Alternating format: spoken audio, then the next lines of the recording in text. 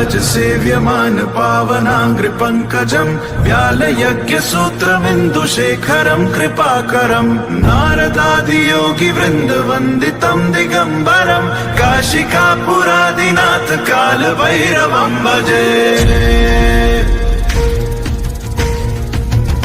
भानुकोटिभास्वरम् भवाब्धितारकम् परम् नीलकण्ठमीप्सितार्थदायकम्